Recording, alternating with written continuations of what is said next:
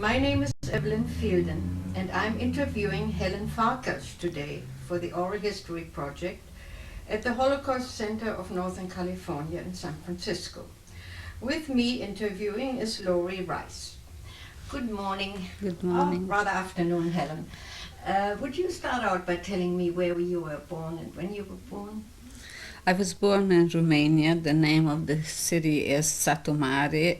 It's a city of, at that time, approximately 100,000 people. Approximately 1/3 of the population was Jewish. And we were very well integrated in Romania with our neighbors. And the children were friends with each other. We did not intermarry, but we had a friendship that lasted from childhood until the Holocaust started. Then the fear of what was going on changed them because they were afraid. I should start with the fact that during the Romanian era, we had a good life. We didn't have particular problems. Of course, it was always when the parent had to discipline the child, he or she would say, "Watch out, because I'll call the Jew." But we were used to it. It didn't bother us. But we were not persecuted as such. So we just knew that it exists, and we were good neighbors, and we had no problems with that. In 1940, when the Hungarians marched in the 5th of September, evidently Hitler gave them back Transylvania. This part of the country is called Transylvania. It's on the border of Hungary. And very, very shortly, once we became Hungarians, the persecution of the Jews started. First it started that we daily saw in the newspaper the orders, what the Jews have to do or they may not do. Slowly, the doctors could not practice, lawyers could not practice. People in government were released of their profession or jobs, and certain orders came out daily in the newspaper. One time we had to give in the radios. Every Jew had to submit their radios. Of course, they were not paid for it. And at that time, a radio was like a month earning of a family. So what they didn't want us is to hear what's happening in the world. However, I had a young brother who was at that time 19, and he had a small radio, which was even more expensive than the big one. And he just took the chance and did not give in the radio.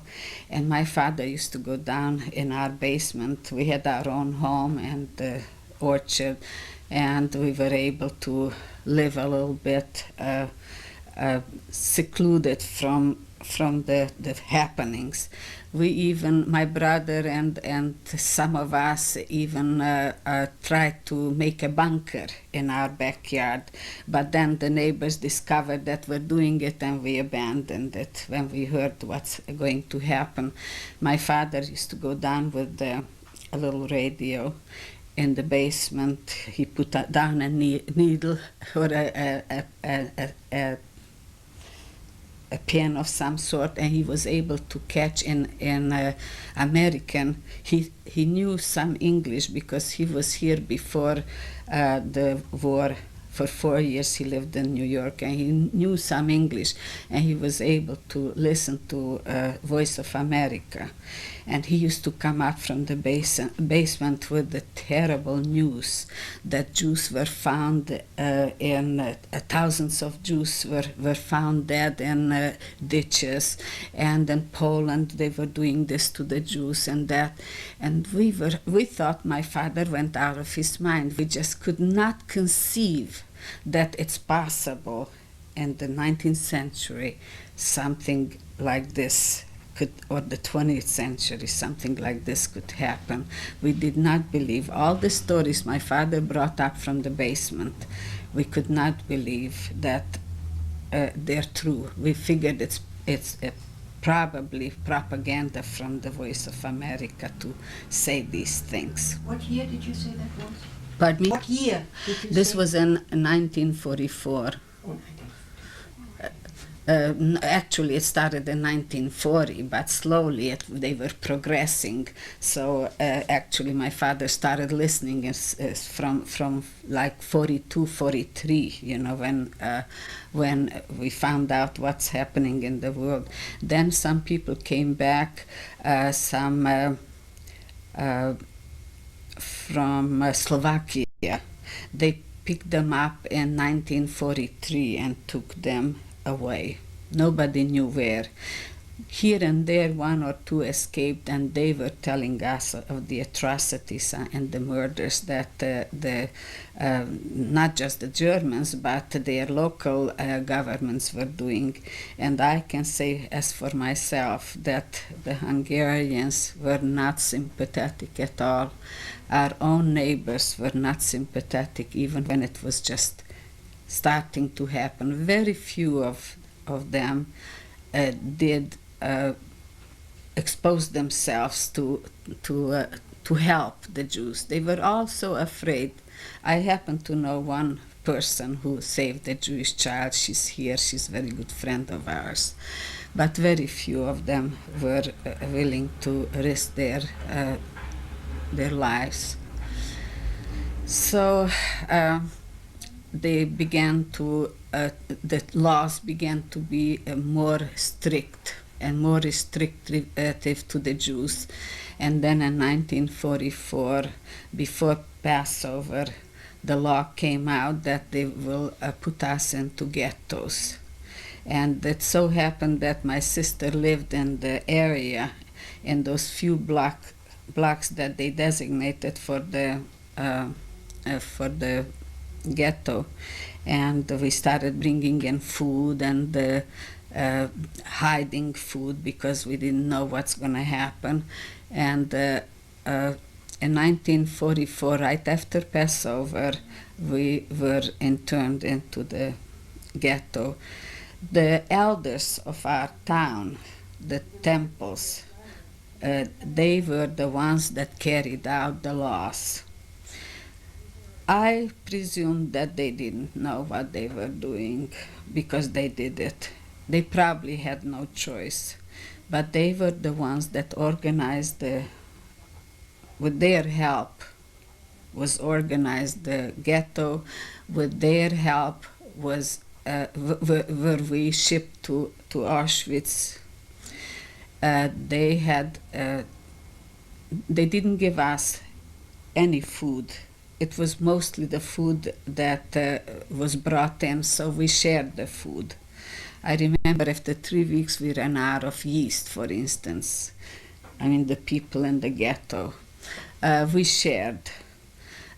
We were lucky we had the food in the whole apartment of my sister. We lived 3-4 families in it.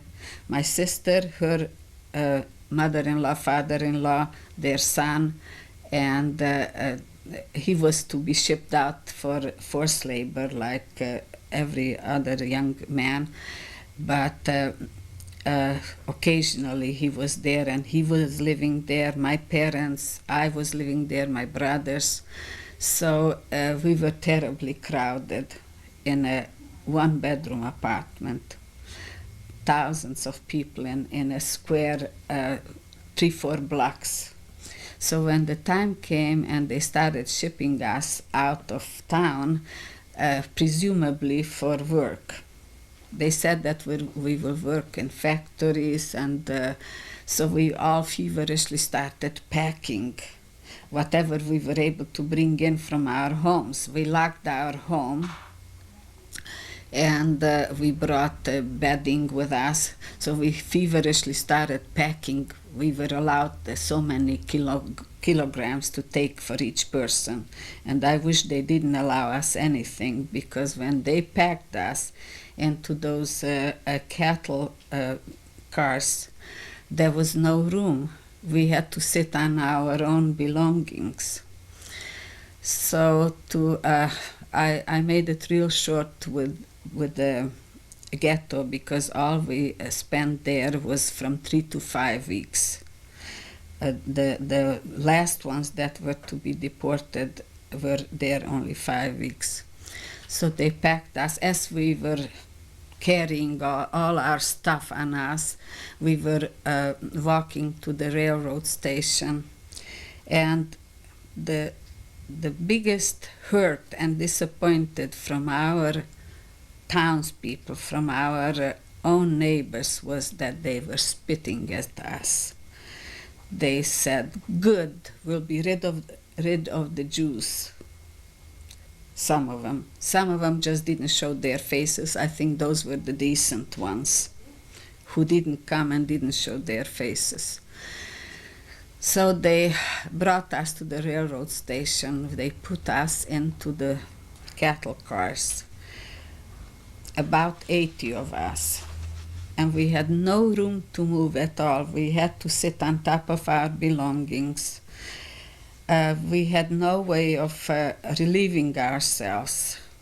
Pots were somehow, and buckets were somehow brought out, and we had to do it right there. My sister had, her husband had been taken to forced labor, and she didn't know about him since 1942, 2 years previous to when we were deported, and she had a little boy who was 2 years old. She just had the baby when he was taken away.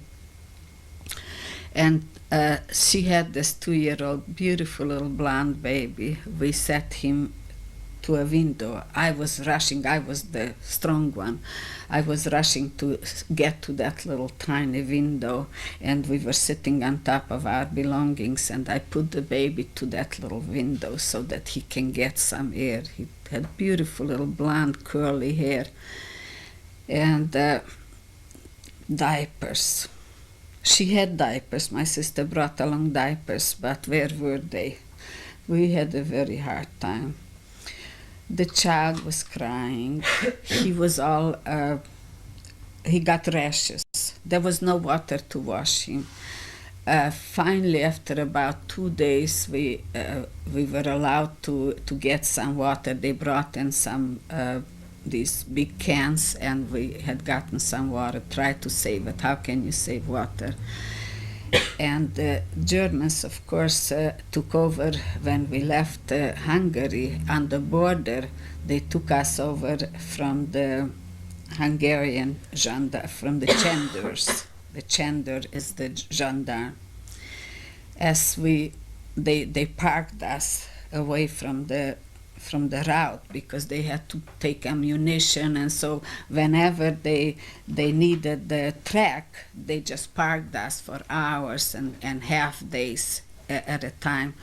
And it was awfully hot. It was May 21st, because it took 3 days, and we arrived the 24th to Auschwitz.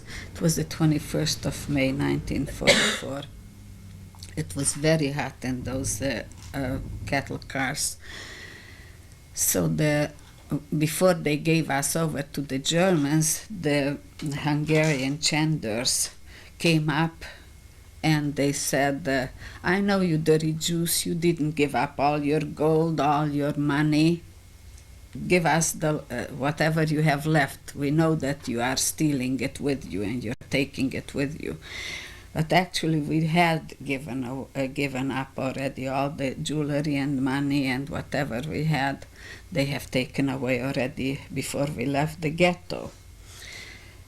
My brother had hidden here in his cuff, in his shirt cuff, a couple of thousand of pangos. And my mother said, when these gendarmes said, we are going to get you out of the cattle wagon and each one of you will be searched. And whoever will have money or jewelry on him or her, they will be shot right here in front of the rest of them. So my poor mother, she kept saying to my brother, give it up, give it up. How can I get it out? He was a tailor and he had it sewn in. So somehow he got a razor, a blade, and he cut it out here, and somehow he cut it out and took out the money. In the big excitement, he didn't notice that he threw into the hat 1,000 was a half only. A half was left here. And after they collected the last of the money and the jewelry, whatever people still had with them, everybody was scared, you know, so they gave it up. This gendarme came up dangling the 500 bill, and he said, where's the other half of this? Who dropped this in the hat? And my brother already felt that it's there, and they said, you give it up or else all of you will be shot. We have no remorse. We have no sorrow for you. You're thieves, you're this and you're that. So my brother was about to stand up and give the other half, and I pushed him back, and I took the half and I said, it's here. Because I figured to myself, he's a 19-year-old boy, I was a 23-year-old girl, not bad looking. I thought maybe they'll be softer with me. They're not going to shoot me for that 500 bill. So I got up and he said, you step down here. So I had to go through the baggages, and I had to jump down, and as I was down there, he said, you know what you did?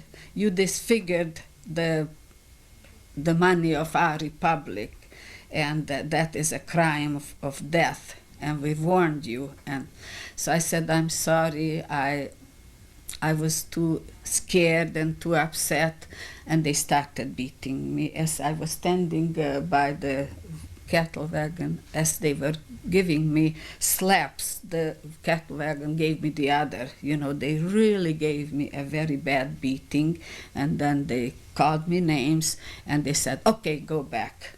So my mother was relieved because she figured, you know, it was still better than if they shot my brother. They gave us over to the Germans, and in a few hours we continued.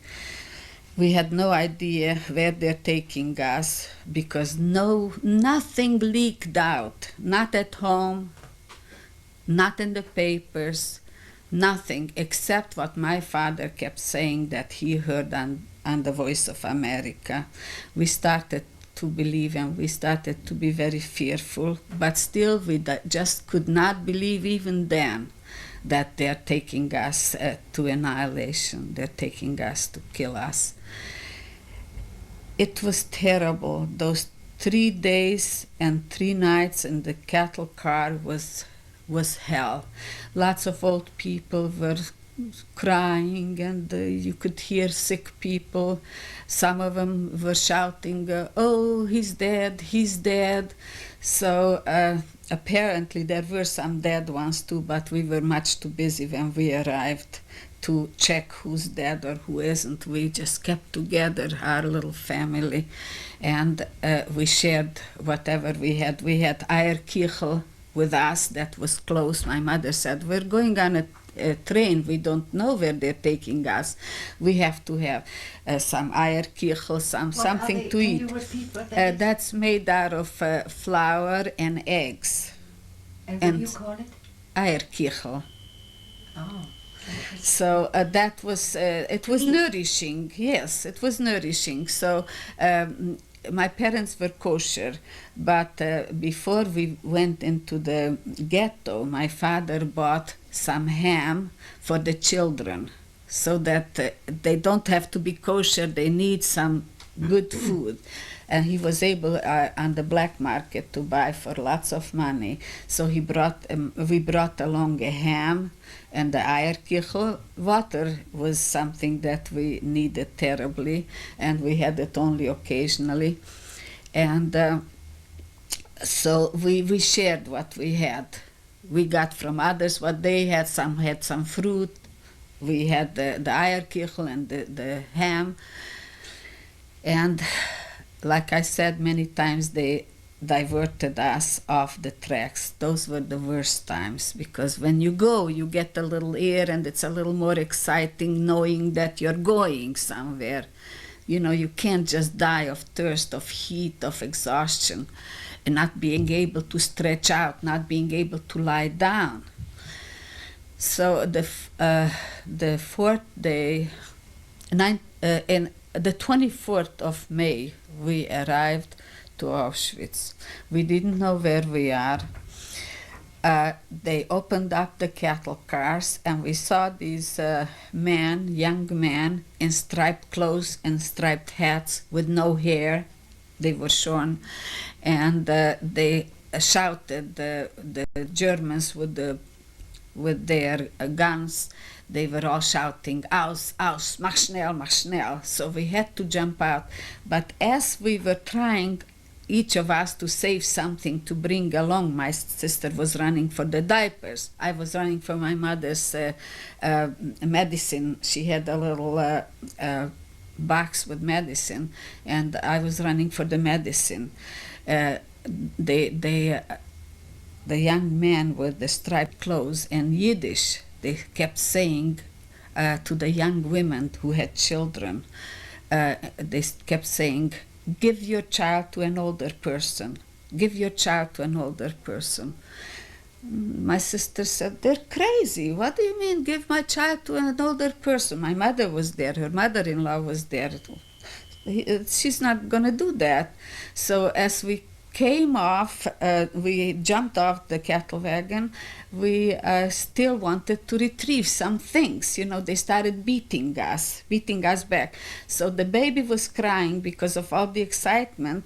My sister's mother-in-law grabbed the baby, and I had a pink pretty handkerchief, and I was going, "Yurika, look," trying to quiet him.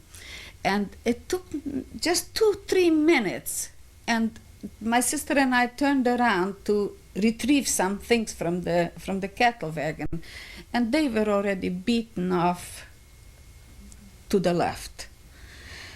And we saw them. My sister started to run for her baby, and a German soldier hit her with the butt of his gun, and said to her, go back, Finveraya." They started shouting 5 in a row. We had to, right away, immediately, we had to line up 5 in a row. And here my mother is going that way, my father, my brother, and my sister's mother-in-law, father-in-law, the baby. And she's trying to run again after the baby.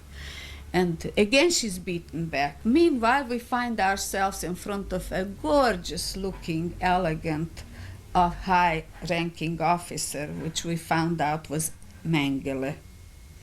We went through,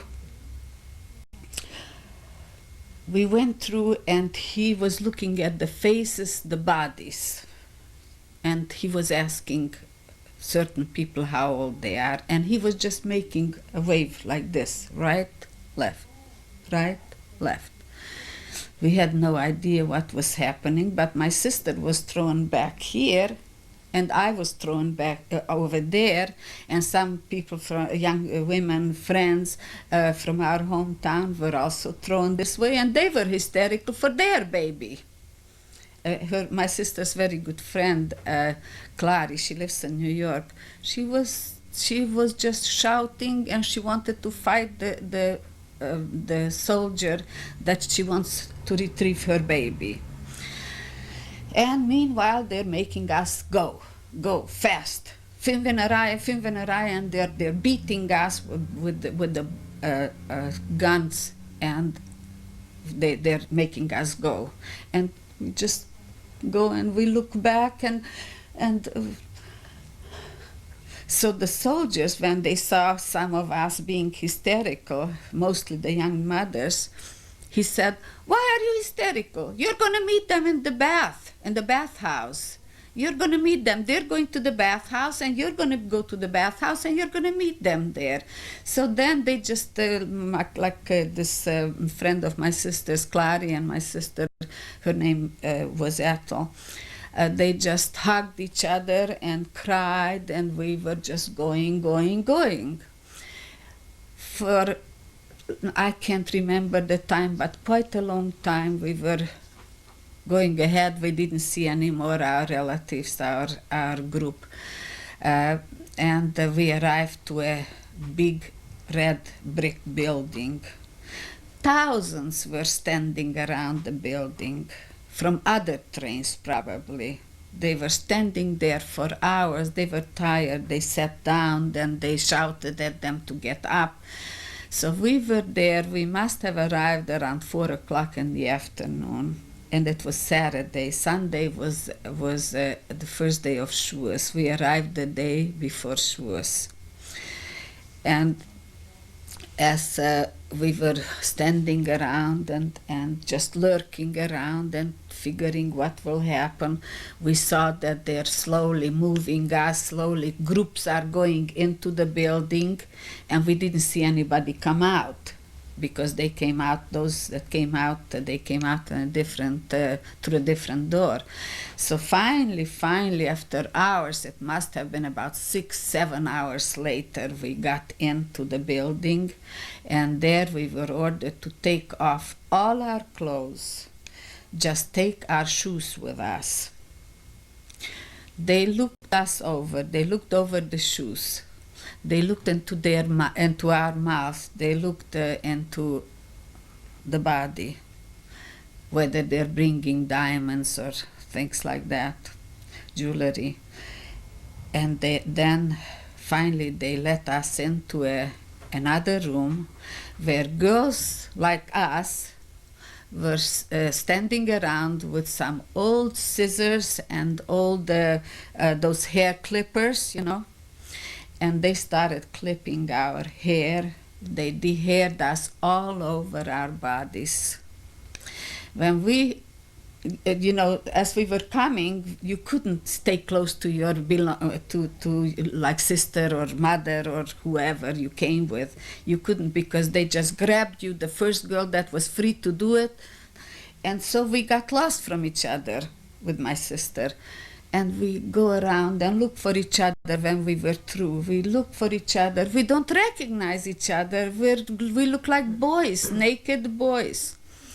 And then we finally recognize each other, and we fall on each other. We hug each other, and we start laughing hysterically until the laugh goes into cry. And we hugged each other. We laughed and cried until our turn came, and out we went into the third room, and there they had the showers. Yeah, first they dunked us into disinfectant. It was terribly stinky, very bad, cold, stinky. And then they let us have our showers. The showers were long lines, and we were so happy to see.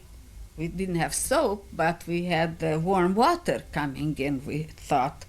And it was kind of warm water. And we were so happy. We just pushed each other away from the shower heads. We just wanted to enjoy it longer, and then they shut it all off at the same time.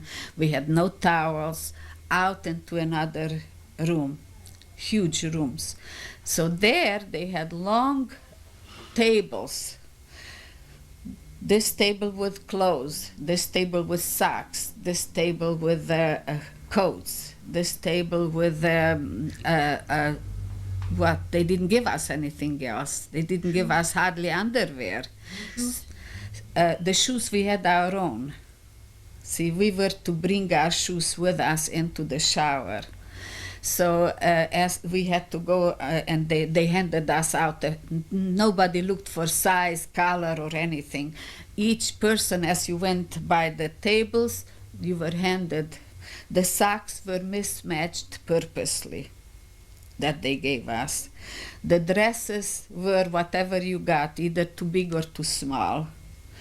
And some of us got some coats, but they ran out of coats very fast, and some of us didn't get any coats. I didn't get any coat. And so we went out, and outside we started dressing ourselves. I got a black jersey dress, which luckily was very long. And I was very thin at the time. I was a young 23-year-old. I had a very good figure, very thin, tall. And the jersey dress was this long. So right away we figured out that we can tear off a piece and tie on our heads because it was very cold. In Auschwitz, the days were terribly hot. The sun was beating us. It was just hard to believe how very hot it could be in the daytime. At night it was very cold. So it must have been around 3 o'clock in the morning when we finally got out, and we changed clothes, we helped each other and ourselves, you know. So finally, around 3 o'clock or so, we were all ready. They marched us. They marched us to Lager C. It was called Barrack C. There they had 31 barracks. They were made of wood. They were the first barracks that the Polish prisoners were building, the Polish Jews. 5 years previous, they brought them there. And they were the ones that they made them build these barracks, and then they lived in them. So they emptied them, and when we arrived in these 31 barracks, there was 1,000 minimum people in each one. There was nothing in barrack 31. My sister and I, we happened to get into barrack 31, but there were, from number 1 all the way, it went like this, and around. Lager C was a very big, it was, I don't know how many acres of land, but the middle of it was for the Germans, and each one of the barracks had a little tiny room, and that was for the Blockeltester. They called Blockeltester the Polish women who were given to us as overseers of us. And they had to be very tough. They were very tough, and they had to be, or else. So they marched us in. There was nothing. It was dark. There was nothing. We went around feeling. There was nothing but mud because it was raining the day before probably, and the earth was all muddy. In the middle there was an oven, but I heard and I found out that there was never fire in those ovens. They were red brick ovens. Those who came in first into the barrack, they ran and occupied places, on the oven. It was long. It was supposed to be heated, and then it would heat the whole barrack, but it never saw fire. It was never heated or heating at all. So my sister and I got in, and we felt that we're going in mud, and we were terribly tired. My sister, she just lost her baby, and she couldn't stop. She saw that we didn't find our parents and the baby. She just kept crying and crying. Then I couldn't let her. She got her period too from the big excitement. I couldn't let her sit in the mud. So I said, you know what? It makes no sense that both of us should sit in the mud. I'll sit in the mud. You sit in my lap. She was smaller than I. So she sat in my lap, and we had to sit. We were over 1,000 people. We had to sit very close to heat to warm each other also. And because we didn't see, it was so dark, we didn't know how much room we have. We just tried to warm each other. We didn't know each other, a lot of us, but we just, the body, needed the body to warm you. So around 5 o'clock it started to be light, and we started to recover and look around and see what's happening here. About 5:30, this woman who was our block tester came out, and she very sternly warned us. She was a Slovakian Jewish girl, and she started to warn us that we should better behave, because if we don't, then she has to give us out. And she told us, I have been here for 5 years. I have seen a lot of misery. I am one of those who built these barracks. We were in the rain. We were in the sun. We were in the terrible weather of this area, but you at least have a roof over your head, and I will see to it, if you're good, if you behave yourselves, I will see to it that you get food and that you have it decent. But if you're going to give me trouble, I'll have to give you trouble. I have to control over 1,000 people. I am in charge, and I have to account to the Germans. Grace, you will see her, she will come. She's a beautiful blonde lady, we discovered. I am responsible, and she is very mean, she is very cruel, and if you are going to rock the boat in any way, you'll be under the boat. So we found out later that she wasn't a bad person. As a matter of fact, she was a good person. She tried to do the best for us. But her duty was to keep us in control. And here we were very hungry. How can you keep people in control when they are so terribly hungry? After one or 2 days, we started feeling hunger. Before that, we were upset and hurt and surprised and you name it. So the very first morning, she ordered some of the girls to go into her room and bring out 16 sticks. She had 16 sticks about this high. And she had them laid down, and she started choosing among us. Those that were like myself, I was tall, I seemed to be strong and young. The age, by the way, that Mengele let through was supposedly from 17 to 35. We were chosen not to be gassed. We were chosen to work. So that was the age group that was with us in Auschwitz, in all of the 31 blocks. And these were just women? You're talking about just women now? Only women. Okay, thank you. The men were somewhere else. So she chose 16 girls, and she handed out the sticks very sternly. This is your duty. You girls are going to be my helpers. You're going to be the Stubdiensten. Dienst in the German means servant. So you're going to be my servants. You're going to help me control the group. And you're going to have to use these sticks whenever it's necessary.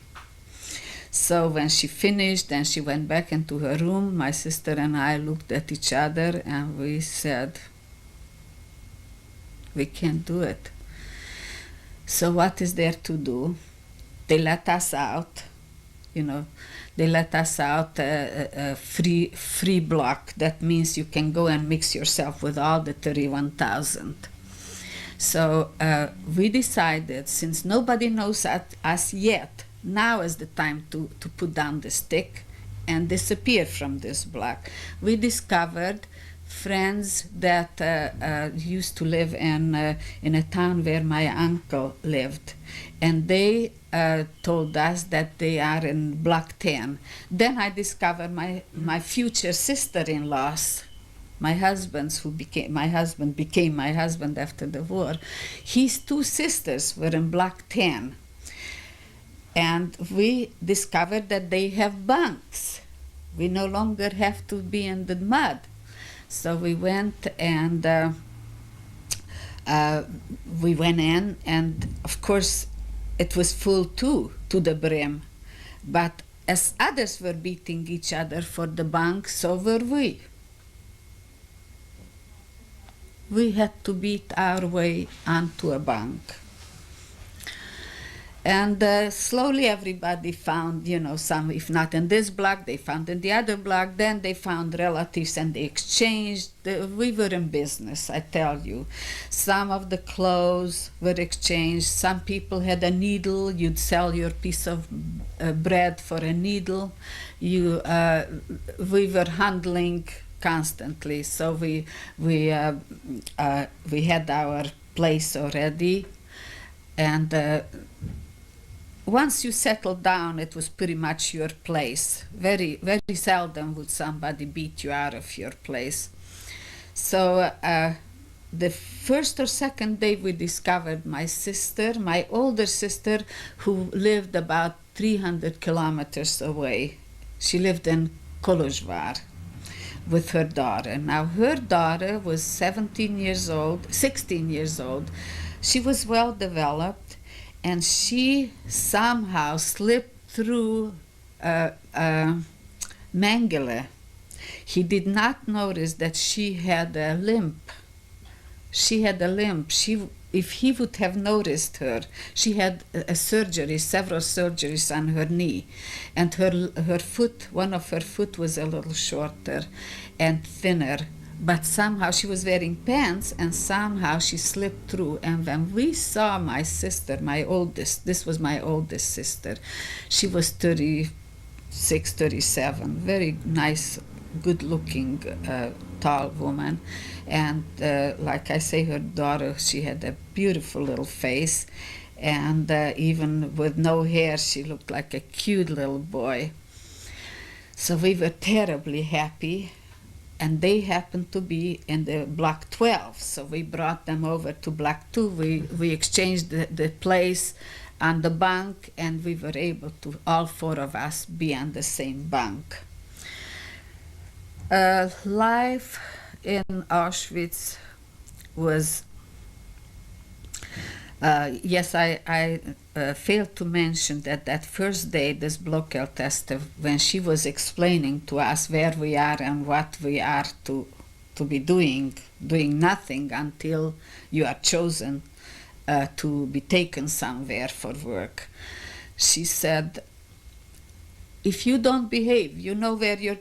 Do you see those chimneys? Do you see those fiery smokes that come out? Do you smell the smell of flesh?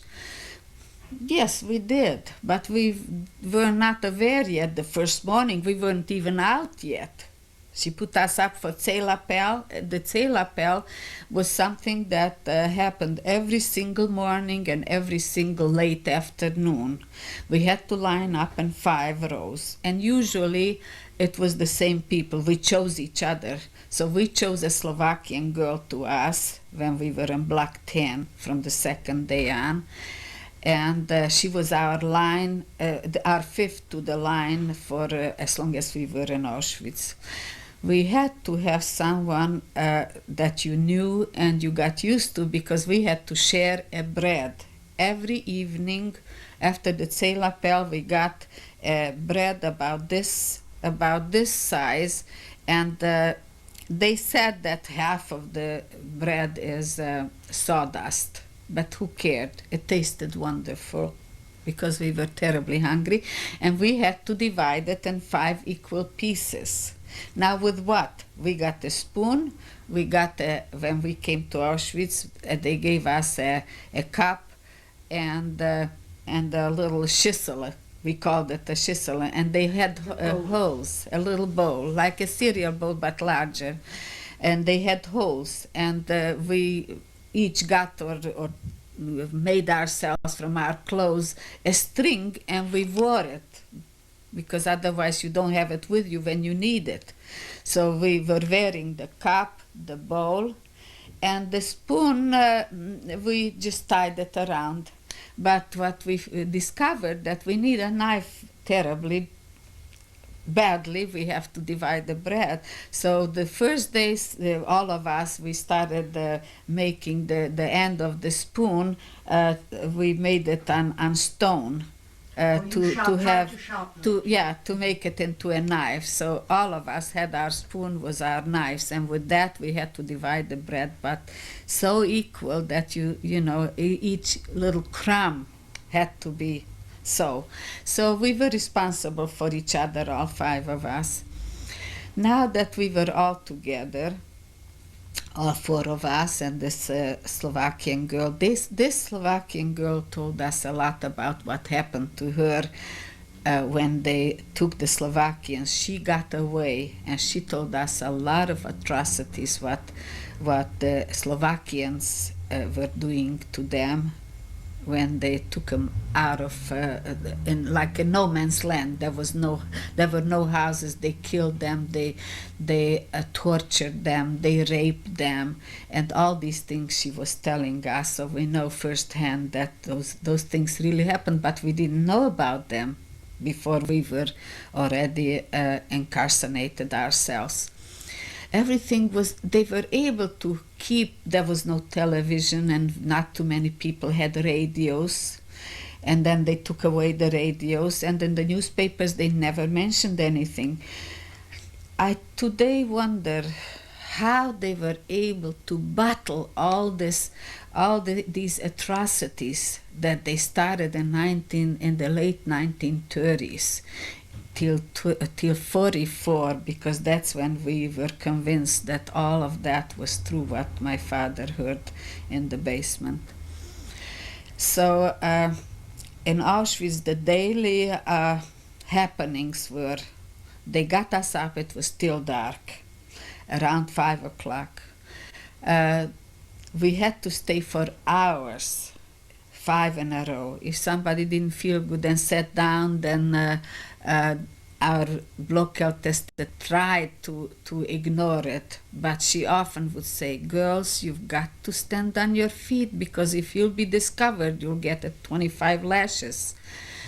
So we had to wait for either a German officer to come and count us after she counted us, or Mengele, Grace would come in, this beautiful blonde woman on a horse, elegant in officer's clothes, and she had a whip with nails on the end.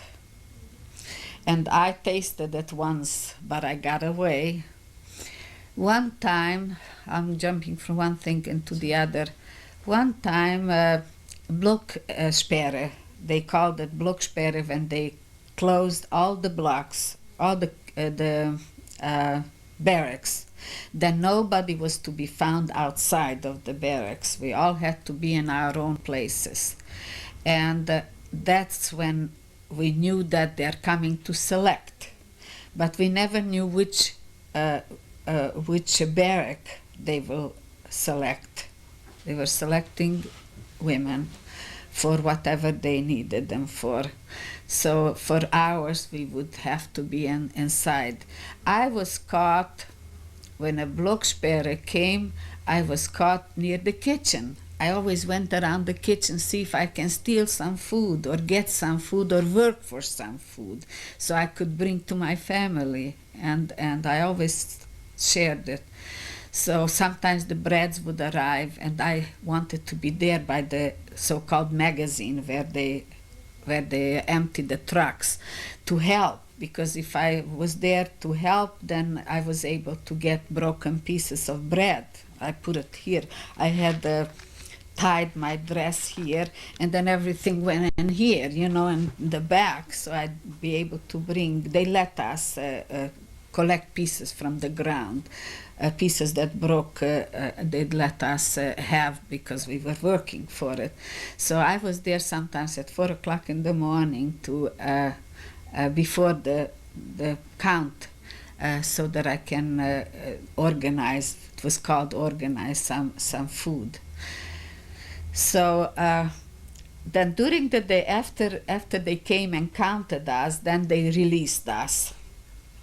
Except for when Blocksperre came, then they just hollered, Blocksperre, Blocksperre, everybody had to run for it, to get inside. This one time I was a little too far and I couldn't make it to my block. And here she was coming with on the horse with her whip, and she saw me. And she got off the horse and she was running after me, and she just hit me a little bit. She didn't get me really hard. And I ran into a barrack, which was not my barrack. In here, out there, in, out, in and out, and she lost me. I was so lucky. That's the only time that I tasted her whip. She was very cruel, we found out later, really, but she was really gorgeous. She always wore her hair like this, to the back, blonde hair, long hair, and in a long bun like this. So our daily work was doing nothing, just hanging around when there was no Blocksperre, and all day long we had nothing. We got nothing to eat. In the morning they gave us that little coffee, which apparently, or that's what they said, it's made of burned bread crumbs. That's the coffee, not real coffee, but we didn't care. It was something warm we were able to drink. As to toiletry, there was a long building, and they had these holes. Then they had another building in the middle of the 35, the round of the 31 blocks, not 35, 31. They had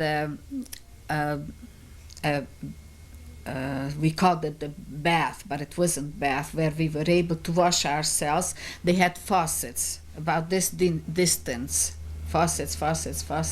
So when we were released, we were able to go and do whatever we want, wash ourselves, wash our clothes, carry it on our back so the sun would dry it.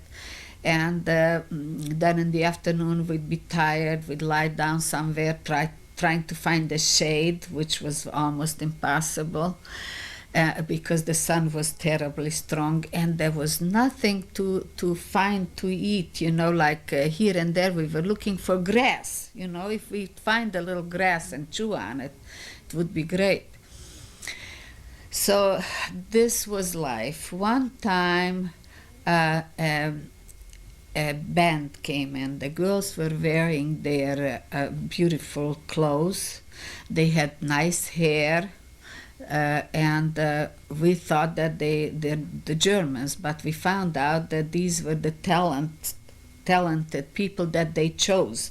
They used to come in at times and ask for professions. What is your profession? No, we're looking for this and that. Most of us didn't have that profession, but sometimes, like, they came and they looked, when they selected among us, they looked for beautiful eyes. Now, what the heck do they need beautiful eyes for? We were afraid that they may use us because the word went around from the Blockeltestes that they were using girls from amongst us to take them to the front for the soldiers, but we were not designated for that. They cut our hair. We didn't look so that they would take us to the front for the soldiers. But later we found out that the Belgian girls were taken. They brought in the Belgians and the French girls, that they were taking those to the front line for the German soldiers to be used.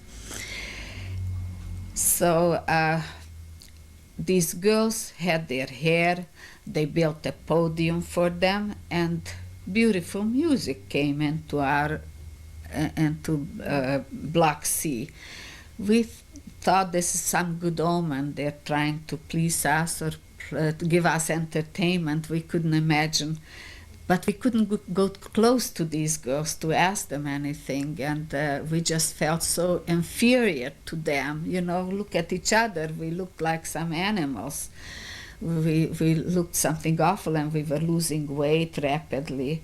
In the first few days, the food was terrible because they used bromo, they called it, a tranquilizer to keep us calm. And not only that, but it stopped us from menstruating. I never did menstruate. My sister had it the day we arrived, and we didn't have it until I'll tell you when. So this kept us, they sedated us. They put it in the food, but it had a bad odor. However, after 2, 3, 4 days, after a week, you don't care what it smells like. You're so hungry, you can eat a stone. So this was the soul food. The coffee in the morning with nothing. At lunchtime, they brought in big cans, we called them, but they were big dishes. They rolled them in or carried them in, and there was food. It was grass and cabbage, and here and there a sliver of meat from canned food.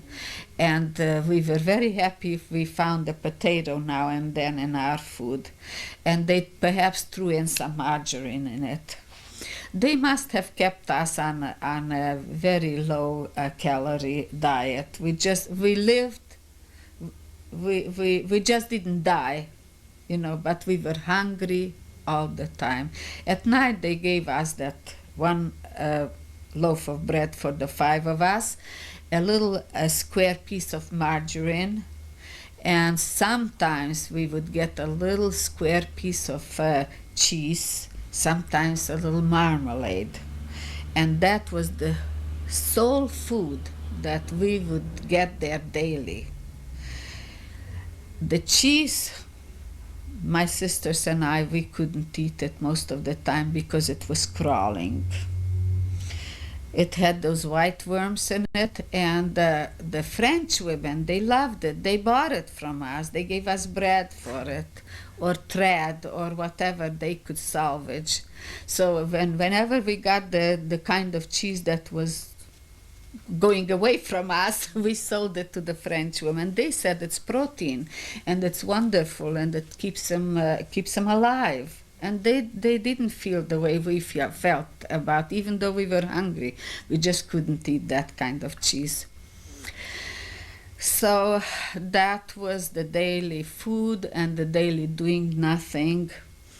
And then there were some young people who were weak mentally or physically. They got to the point where they got to be psychotic or something. We had to deal with them. We had to talk to them and hold them down, not to run to the wires, because the wires had the electricity. If you just touched it with one finger, it would kill you right away.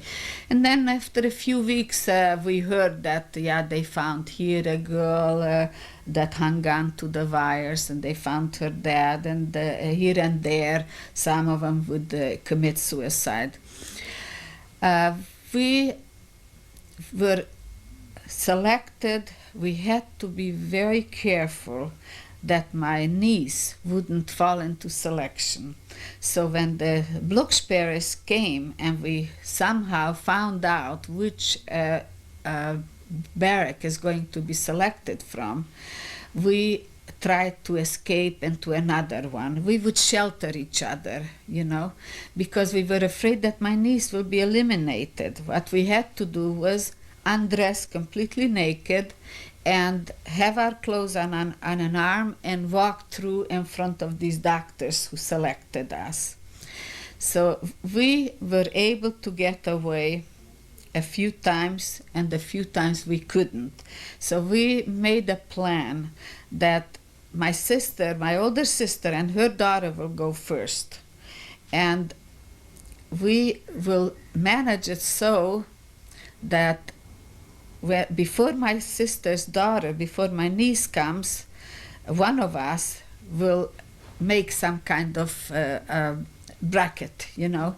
So we decided the best thing is if my sister goes, no. Best thing is if Ethel goes, the one that lost the baby. Then Irene goes, my niece. Then I go, and I'll do some kind of a racket. I was the strong one. I was the one that was able to fight, you know, for them, because my older sister was always scared for losing her daughter. My other sister, who was 2 years older than I, Ethel, I felt very, very sorry for her that she lost her husband. We didn't know whether her husband is alive or dead. He was already 2 years in prison. We didn't know, but he just never wrote. He disappeared from forced labor. And there she lost her beautiful baby. So I felt that I am the one that is sort of unattached. Let whatever comes, let it come to me, and they will be able through me to somehow benefit. So we made the plan like this. My older sister goes first. I follow her daughter, and I give her a push. So my niece put the clothes on her arm and she covered her leg. But in order not to be exposed for too long, I gave her a shove every time. I pretended like I caught myself, you know, my one foot caught the other, and oh, I'm sorry, you know, and I gave her a shove, and there I was standing. I was in good shape. So came then Ethel was the last one, and we went through. This happened 12 times. Out of the 12 times, we hid maybe 4 times. And the 13 times, my older sister and her daughter were shoved to one side, and then as I shoved her and we continued, we just didn't even care what they were showing which way, and nobody cared that much. We just automatically went and followed them, and they took us. We had to stay again in row 5. We lost the girl because she remained back, the girl that was our 5th. So we got somebody else, and they took us to a bathhouse, and we had a bath. We got some clothes when we came out, and they took us to the railroad station that same day. And they put us not into cattle wagons, but a regular train. And we thought to ourselves, this was already in October, we thought to ourselves, they're taking us to freedom. Look, we're treated like human beings. We got coats, we got the shoes we didn't get. The shoes were always the same. Those who had no shoes, it was too bad for them. They had to live without shoes. So they put us into these beautiful trains, and we were very happy, and we started to sing, and of course all through the days, what did we do? We reminisced of the past. We had no future, but we had a past. And they didn't let us out, of course. The Germans were with us, and we arrived to Silesia. I don't remember exactly whether it was 2 days that it took or a day and a night. I can't remember, 45 years back. But we arrived to Silesia. It's called the Silesian Zee. And there they got us off the trains, and they took us with some new Wehrmacht. The SS gave us up to Wehrmacht. Now we thought that is also a good omen. They our life will be better now. We're out of Auschwitz. We don't smell the flash. We don't see the fire and the smoke coming from the crematorium chimneys. We definitely will have it better. So we were very happy about that. So they marched us to Purshkow. It's a close by village. And there in 2 silos, they had straw, nice deep straw, and in the middle they had a huge round heater. And winter was coming, it was cold already in October, and they put us down, they gave us food, and the next morning at 5 o'clock or so, up, say lapel, out we go. So How they many took. of you were there? Pardon How me? many? Oh, 2,500 of us. They brought 2,500 of us, and they divided us into two silos. And next morning they marched us out into the field, into a field. It must have been about 4 kilometers away, which is about 3 miles or so. And on the way, we were able to pick what the peasants left there, Brussels sprouts, you know, the sticks. We just were running out of the line of 5. We jumped out and we grabbed some of here, and the others grabbed there, and we were able to chew something, eat something, and it was good food, even though a little bit it was frozen, but it was still food, you know. So how long was that? Until we ate it all up. So we arrived to this outside of Purshkow, and there were a group of men in civilian clothes, and they were the engineers who took us over to teach us what we are to do. So we started, they gave us shovels and instruments to work with. We had to start digging, they called it Panzergrabens, 4 meters on top, and it went down like this, and a half a meter in the bottom. We found out that these we have to build so that when the Allies or the Russians might come, then their tanks will fall in and they can't come out. So it was a trap that they had us build. So we worked there, and in the morning we got our little coffee, and at noon they brought us with a cattle wagon. They brought us the food, but half of it was out already, because as it was coming, it was always spilling. So there wasn't very much food, but they gave us a cupful of food, and then we worked. And during our work, we always try to get together with those we love and with those that we feel good. We made friends with women. One woman, for instance, was a very rich man's daughter from the same town that my sister was. And my sister knew their store. Her parents owned a big magazine with clothes material for men's suits and men's clothing and women's suits.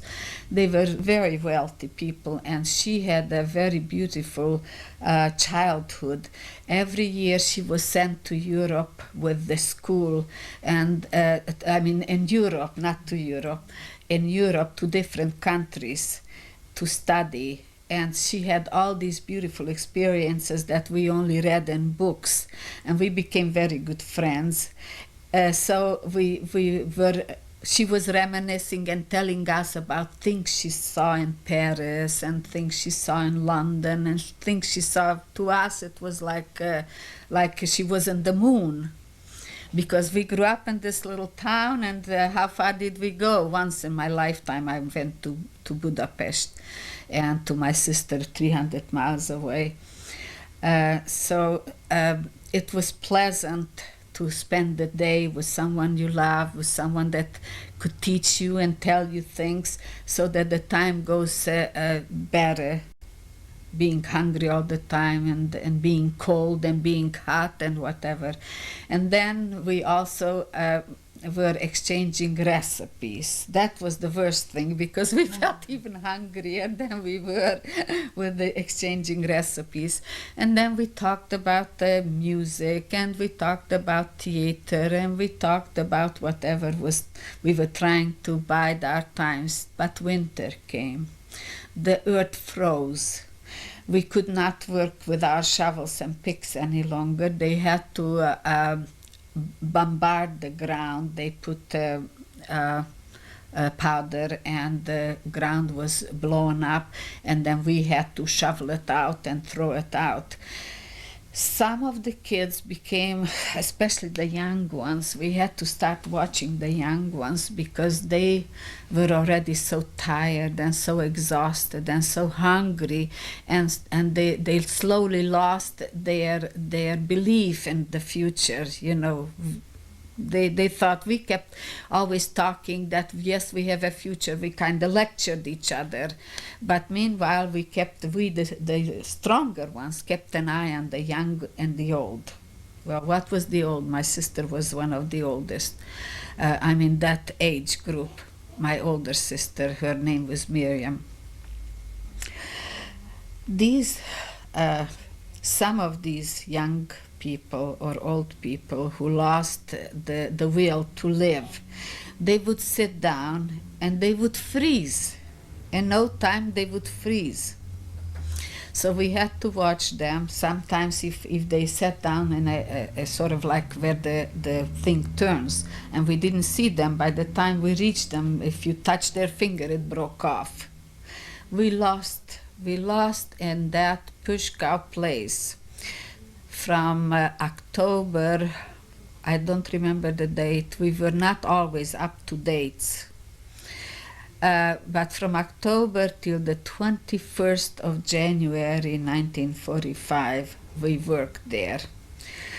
I was very lucky that one of the an older man, to me he was, I mean to us he was old, he must have been around 50, 55 years old. One of these engineers, he saw that I'm a good worker, you know. He saw that I have a good feeling for making it nice and straight, you know, and he noticed me that I'm a good worker.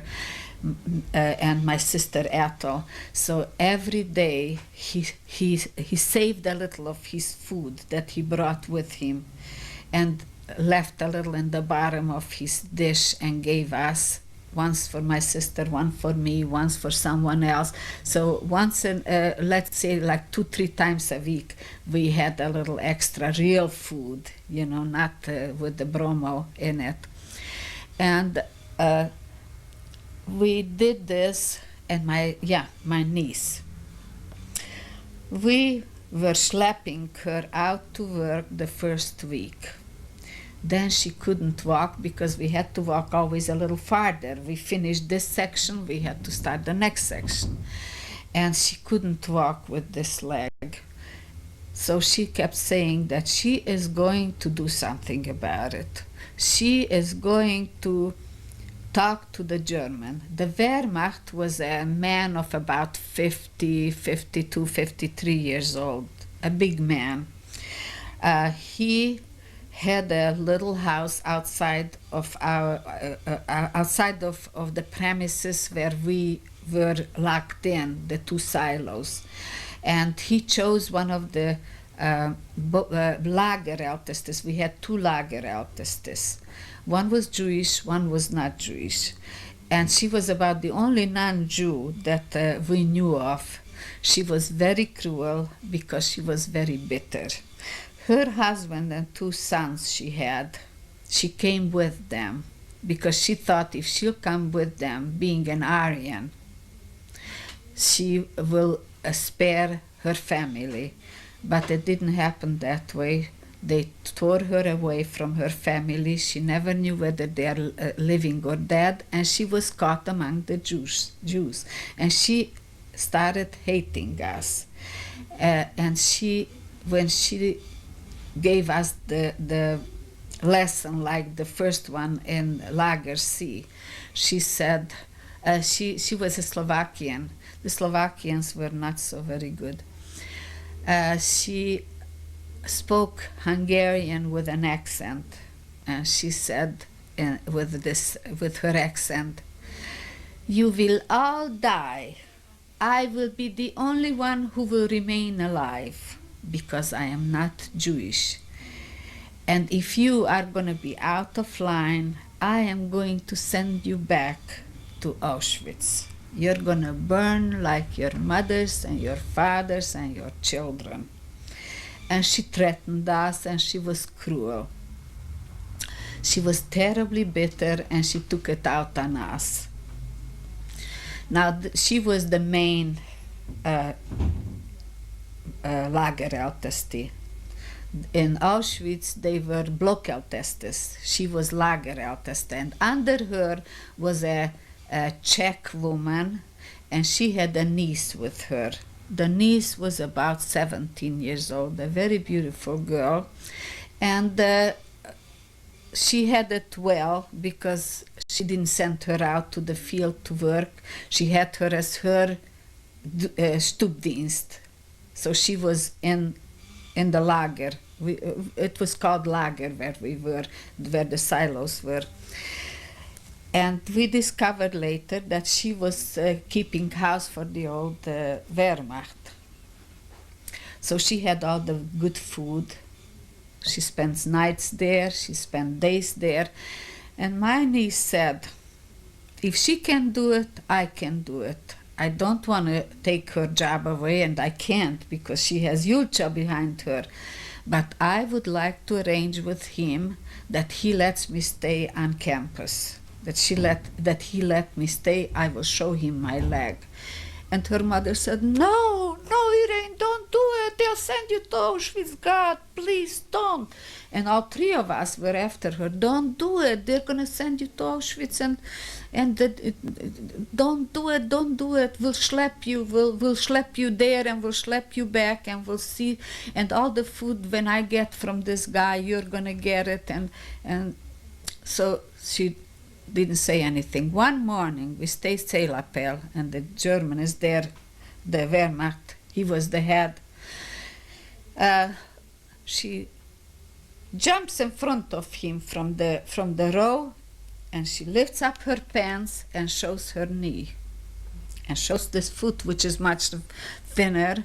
And she, in the broken German that she could speak, she told him that she would like a job in here.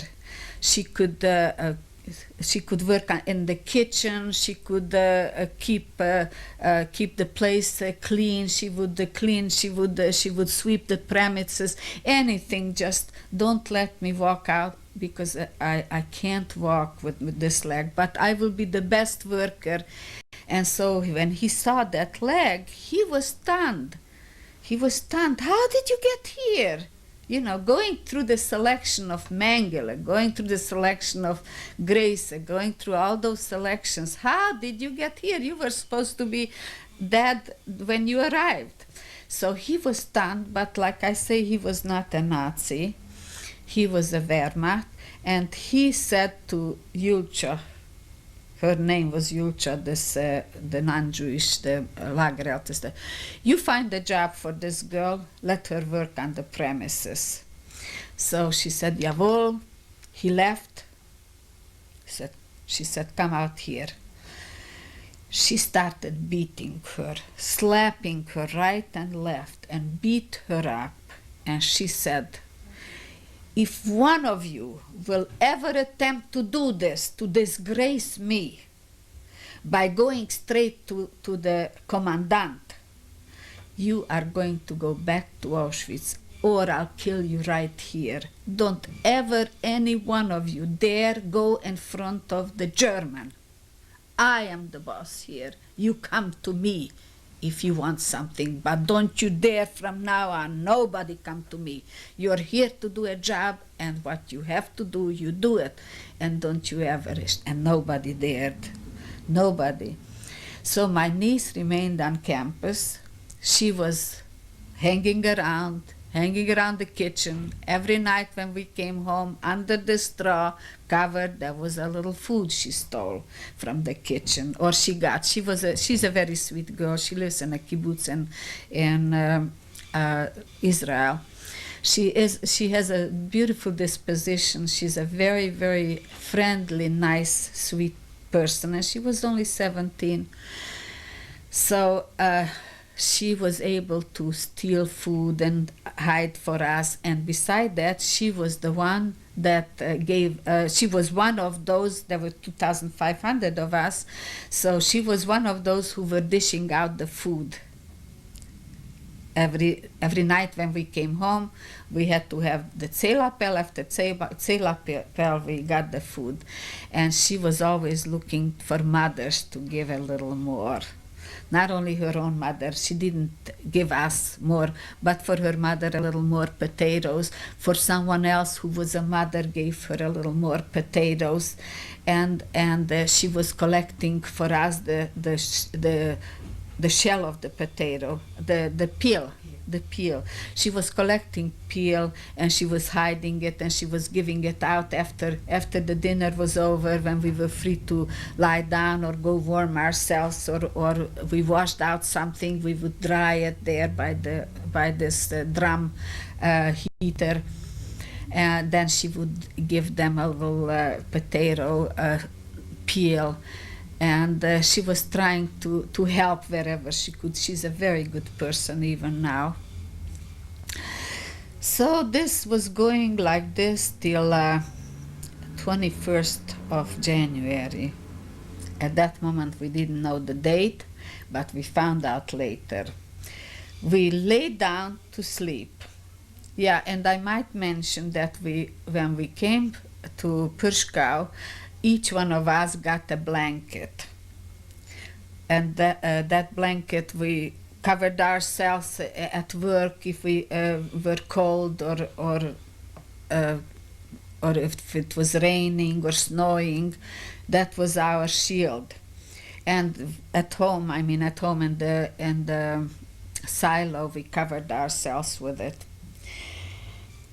When we lay down to sleep that evening, all of a sudden they come in and they say, turn on the lights, everybody dress up, pick up your belongings, and we're going to leave. But meanwhile, I left out something. About 6 weeks previous to that, what happened was, after we arrived from work, they lined us up, they took blood samples from us. They took blood from us. We were trying to figure out what do they need it for. Then some said, sure, they need it for their soldiers. They need our blood for the soldiers, for the wounded. Then they came back, and certain people were chosen whose blood they had, and they put the name on it, although we were nameless. All through the time that we were captive, we were nameless. But when they took the blood, they took the names. My older sister fell into the group that they have typhus. All of these, their blood came back that they have typhus. So my older sister was drawn away from us, and they brought some prefabricated 2 little houses, and they put them in there. My sister was put in there with 4 other girls.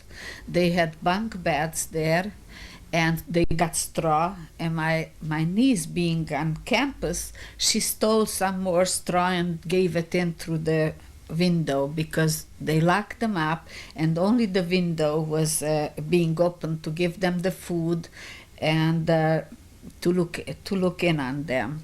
Did any of these people appear to be sick to you? Were they sick at that time? no, we did not see but then they became very weak because they didn't have a chance to walk. They didn't do any exercise. They were lying there and with that little food. But my sister was lucky, and some of those that were with her, because they shared. My niece was all day long, she was going around finding food and giving it through the window when nobody saw, so my sister was sharing it with those kids. However, lots of people were brought in frozen. Then they had to make like a hospital. So some of the girls that were getting to be weak, they took them from there to the hospital. So the 21st of January, when they started the evacuation, they said, everybody out. Now here we were worried about my sister. She's locked in. How are we going to get her out? So what they did was, there were about 2 left, my sister and 2 other girls. We kept an eye what they're doing, where they're taking them. So they took them to the so-called hospital where the frozen ones was. Now they had nothing to treat them with. There were a few doctor women amongst us. What they did was they went to the kitchen and they got a margarine paper from margarine. And they rolled it around their wounds, on their feet, on their fingers, on their hands, to try to keep it covered. And the margarine perhaps helped it somewhat, but they had absolutely nothing to treat them with. So when we saw all this, the Germans were running around, and the Blockhelteste and the Stubdienst, everybody, they don't know what's going to happen. So everybody out of the barracks, out of the silos, take everything that belongs to you and set yourself in line of 5.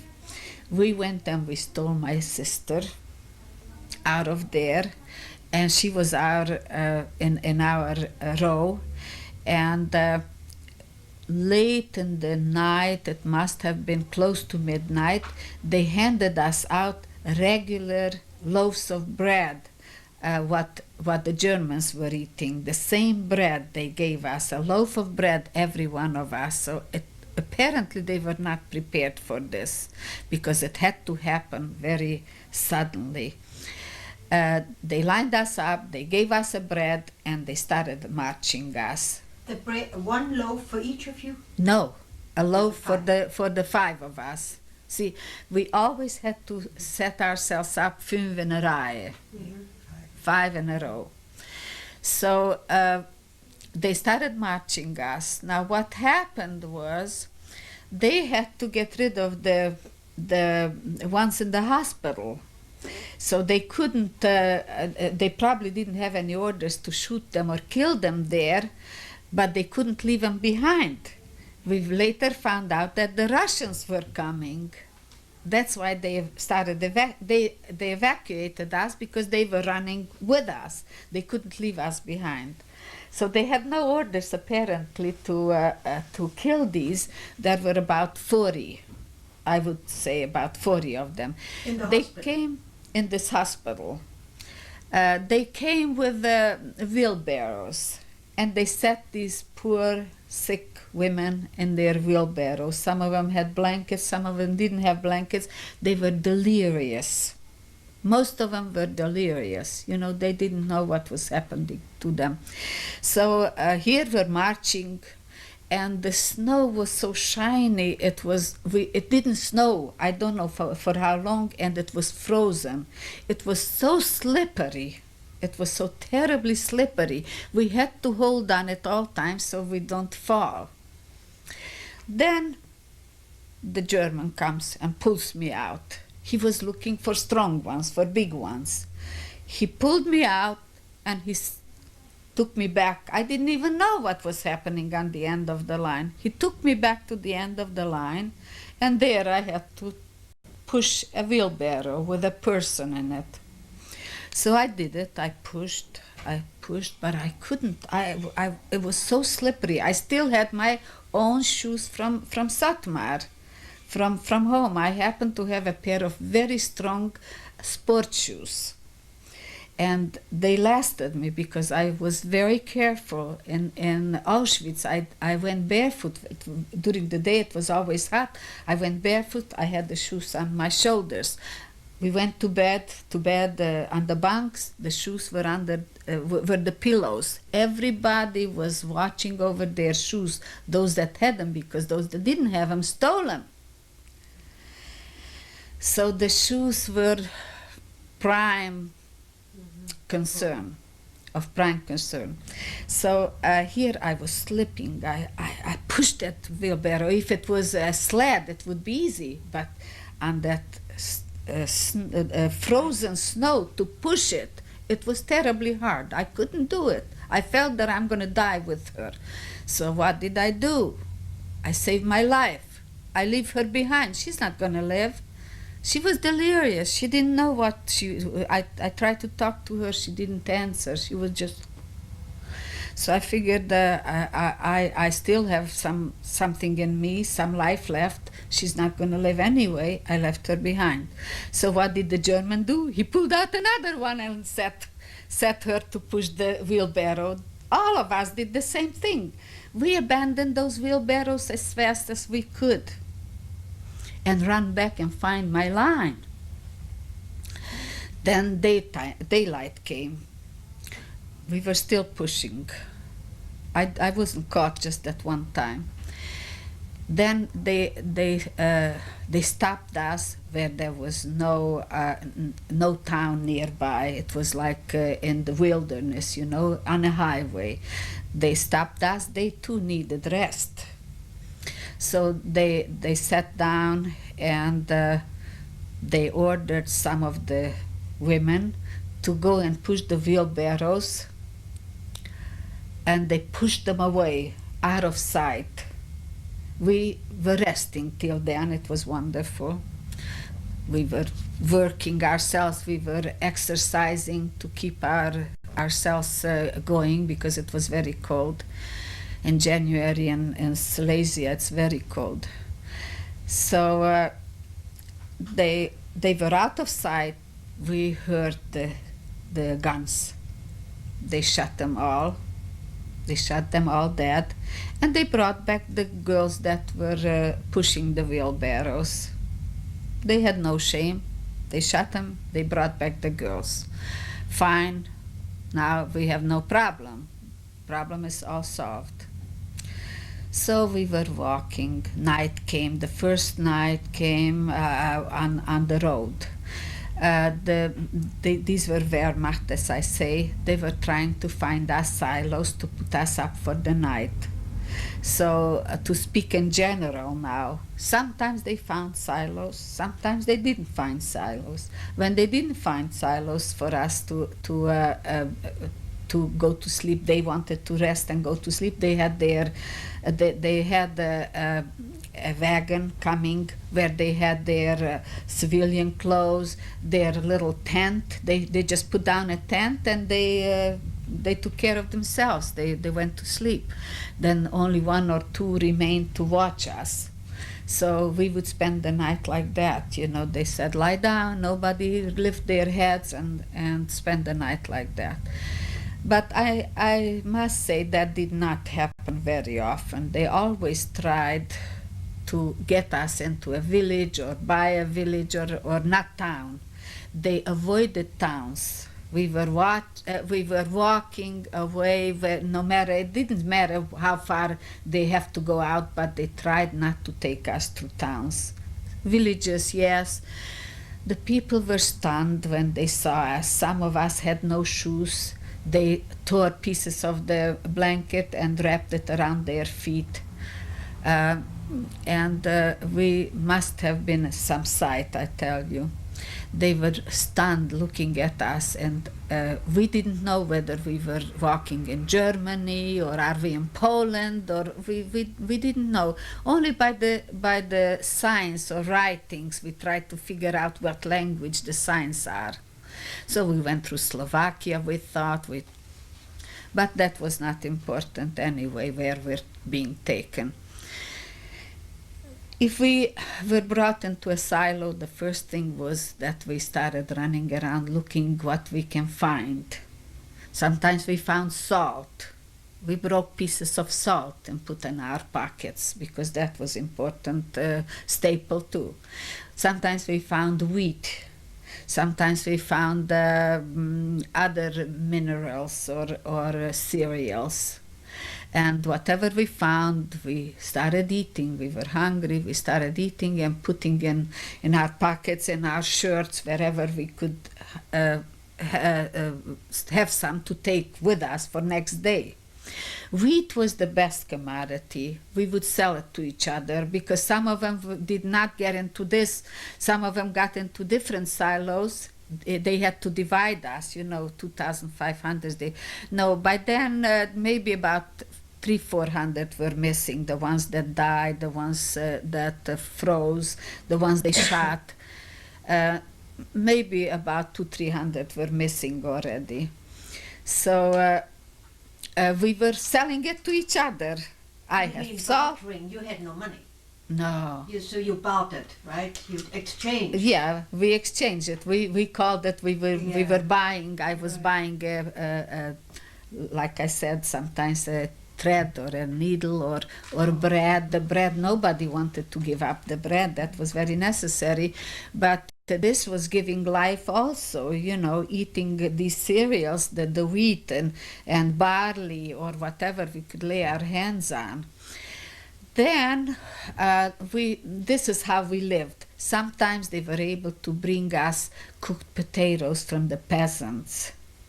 At night they would come with a wagon and they would give out 1 or 2 potatoes. They tried to keep us alive. But the problem was that they had orders to shoot those that cannot come. When after a few weeks everybody got so tired and some of us were worn out, and my niece we were schlepping. She couldn't walk with that leg. So Ethel, my older sister, her mother, myself, this rich girl from Kolozsvár, another girl from Kolozsvár, we organized ourselves, a group of 6, 7, 8 of us that were helping those who can't walk, not just my niece, but others too, those that remained behind. We always watched that if we can help some of those, because after a few weeks they were no longer ashamed to shoot them in front of us. So after a few weeks, let's say this was around February, end of February, March, my niece couldn't walk. We were exhausted carrying her. We tried to carry her like this, 2 of us making a seat. Mm-hmm. We tried to carry her like this. Whichever way, it was very hard. We couldn't. The few times we remained back. And when we were in the back, we were always praying for a rest period, because if they are tired, they sit down, and then we all sit down. We all have a chance to rest. So if we sat down, then we had a chance to go to the front of the line again, because on the back they would say, "Du bist sein, ich will dich schießen. You'll be the next one who I will shoot if you don't keep going."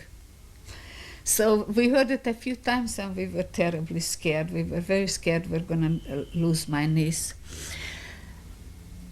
It went like this for weeks. Then finally we decided, the 4 of us, we must do something when we are somewhere where there are a lot of trees or something to make them escape. Rather than seeing them being shot here, they'll take a chance. So we tried. One time we were being brought to a village, and the street where we were marching was narrow, and we were very close to open gates. So we had made a plan that one of us watches the German over here, one of us watches the German over there, and they had a hard time keeping track of us because we all were running out of line. We knew that in a populated area, they're not going to shoot. So we were always running out of line. What did I do one time, now that I remember, before I forget to mention? We came to in a village like this, and I said to, we talked it over with my sister that if you don't find me, I'll be coming. I'm going to run out and see if I can steal something. So I ran out at a very close gate. I ran right into the house. The house was very close. The door was open. I ran in, and there was nobody. It was like a kitchen. The living room was like a kitchen.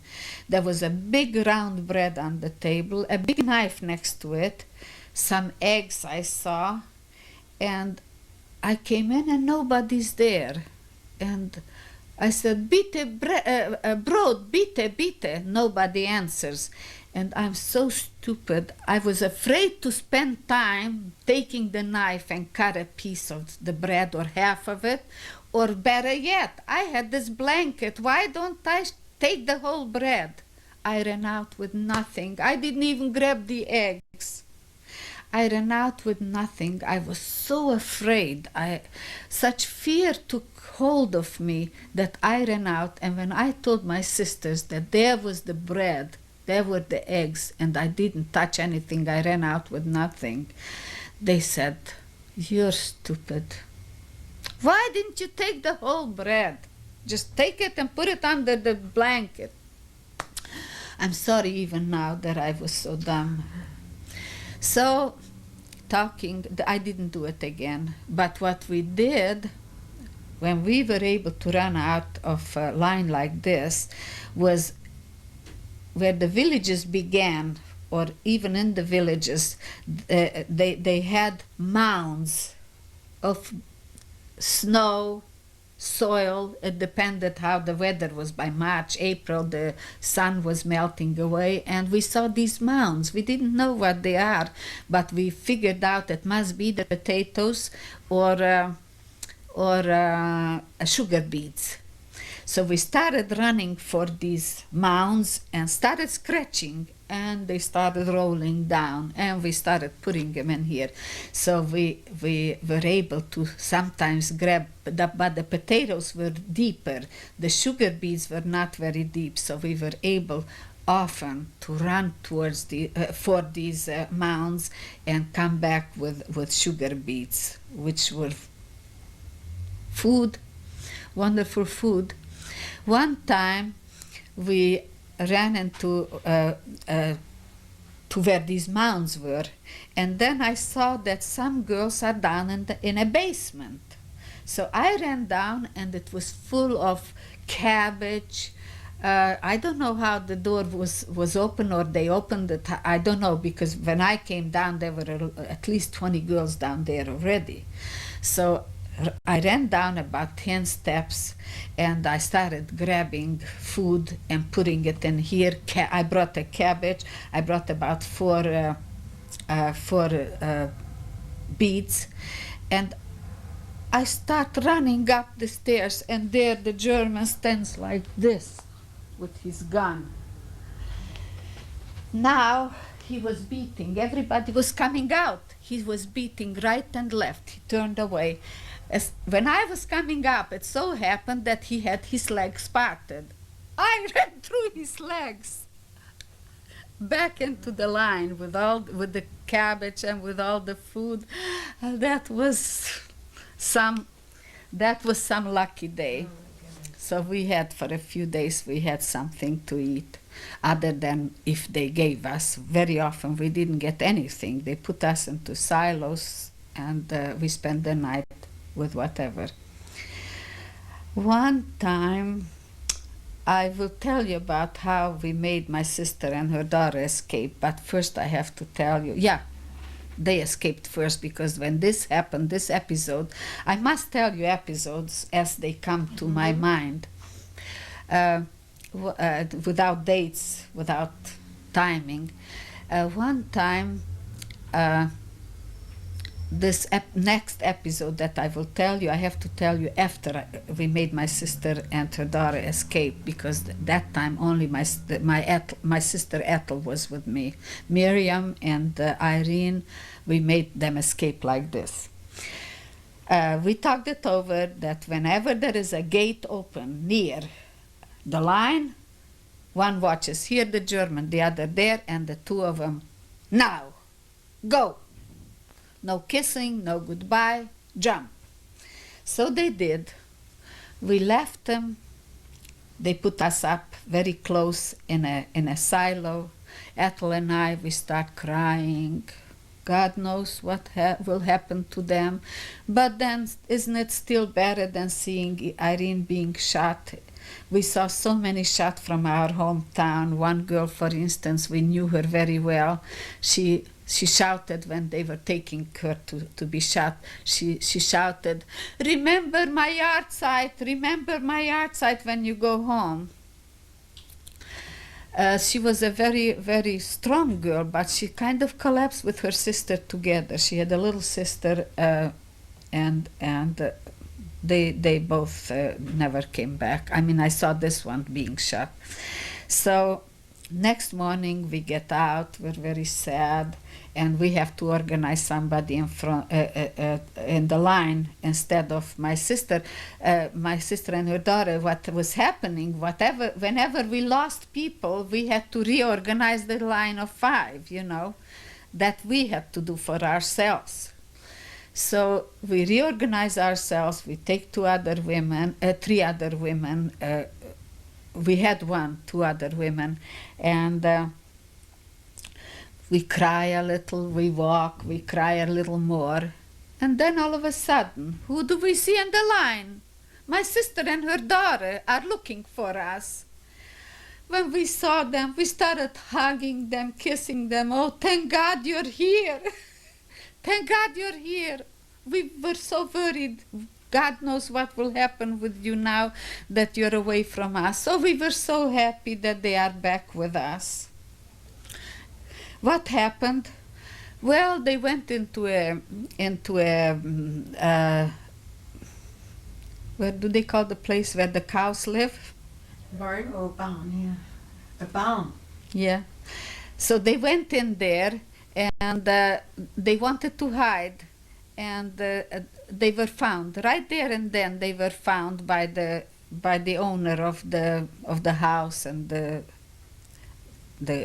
place where they were, and he brought them into the house, and he and his wife, they gave them food, and they let them wash up, and they talked to them as little German, more or less Yiddish they spoke.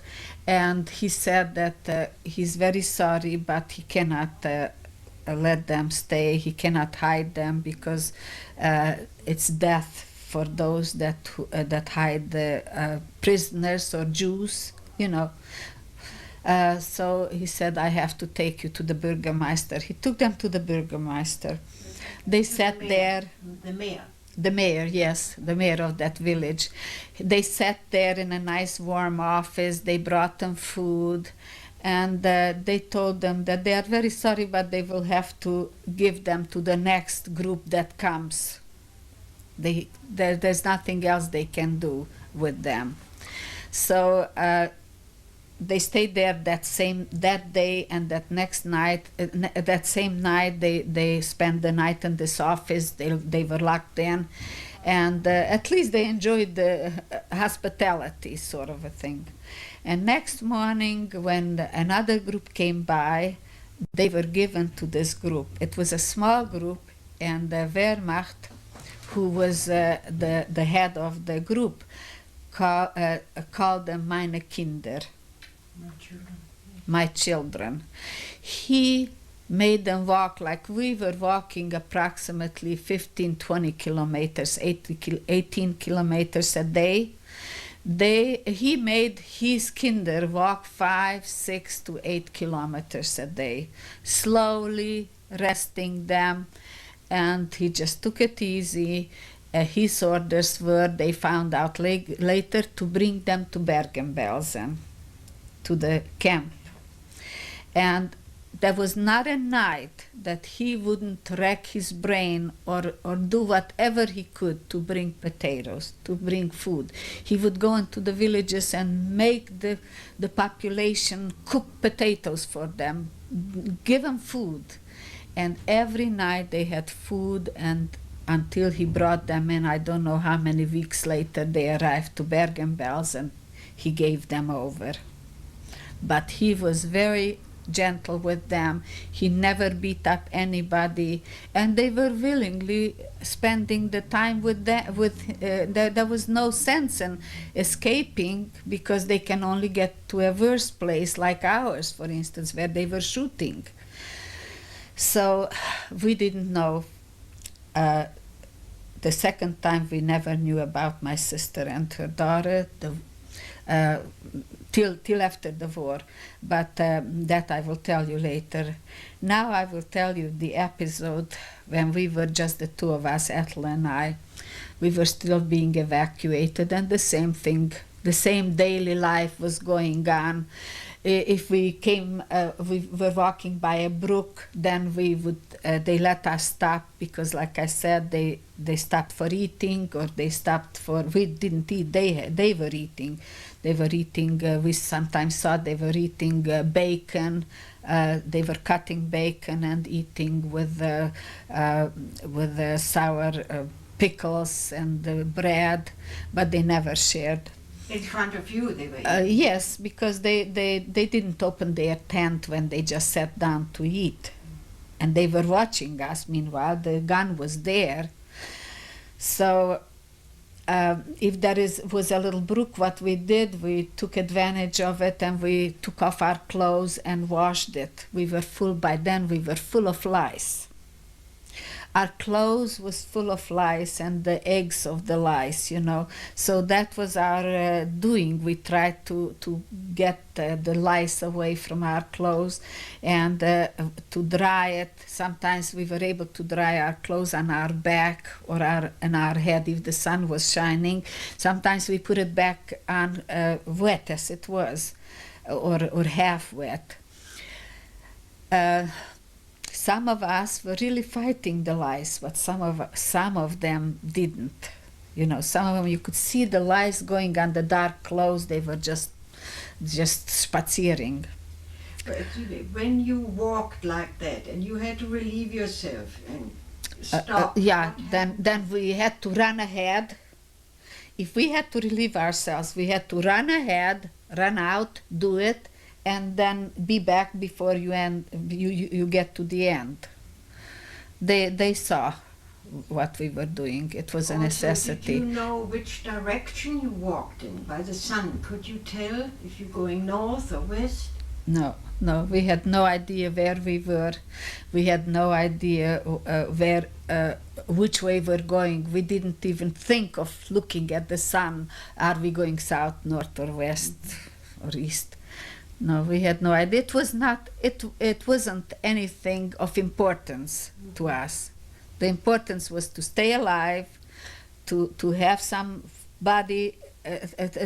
in your body, to put some food into it, and to try to get rid of the lice. And I mean, the daily necessity was important, not which way they're taking us. We were not free to go where we want to go anyway. I wanted to tell you about this incident, but first I'll tell you another one. Let me interject a thought here. I think we're running into a little problem with the clock now, I'm afraid. Time? Is it about 2:45 now? Hi, Lanny.